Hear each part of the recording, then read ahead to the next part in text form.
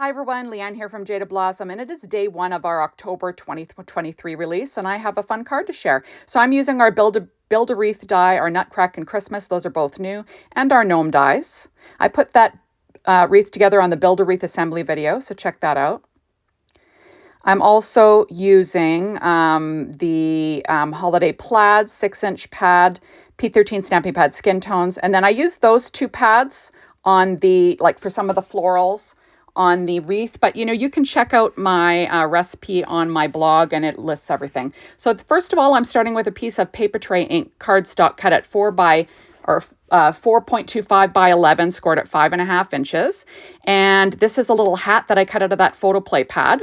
And I'm just inking around the edges with some white pigment ink. This is White Daisy from Close to My Heart. That is soft stone cardstock from paper tray ink. The base was Recollections Craft. I just had that sitting on my desk. So I'm going to glue this together, just putting together my little gnome. There we go. Working on my Stampin' Up! Pad. All my die cutting today was done with my Anna Griffin Empress, which I'm loving. I'm just going to glue this together, like I said, using my reverse tweezers. There we go. And I will pop on his little mustache. Now, you know that Jaded Blossom sells the P13 stamping pad skin tones, so check that out. If they're out, click the notifications, and then you can be notified when they're back in stock. Okay, so I'm just going to pop up his little nose with some Stampin' Up! Dimensionals. There we go. And I'm going to have him popping out from behind the wreath. So I'm just going to glue. He doesn't really need feet because they're going to be hidden. So I'm going to glue him behind and kind of popping out through the hole of the wreath. Just trying to figure out which way looks the best. And I'll glue behind his hat as well. There we go. And I do weight it down with an acrylic block. There you have it. Now I'm going to pop up his little hands with some dimension. So he's sort of peeking out. You'll notice I always hold my hands in the position so I know which way the thumbs should be pointing because, I'm crazy that way. So I always do that, but, so I can picture which way the little thumbs are pointing. And I'm going to pop up these little hands. And I do use two layers of dimension. And there we go. Isn't that cute? So super cute stuff. Now I'm going to take out Tumbled Glass Distress Oxide ink and a blender brush. And I'm just going to blend in the center and kind of fade out on my cardstock. And that's it, Now I'm taking my Misty. I left this in. This is a mistake. I'm going to stamp a sentiment, have a Rockin' Christmas, on the front of my card. And I stamp it crookedly. But I left it in because I wanted you to see that we all make mistakes. So I'm taking VersaFine Clair Nocturne ink and I'm going to stamp that. You see that I've got one of those waffle flower grip mats on my Misty. I'm quite loving that. It's like it holds the cardstock really well. I quite like that. Anyways, so here you go. And you can see that it's kind of crooked. I don't realize it right away, but it is. But I do fix it, so I don't worry about it. Remember, that has to dry.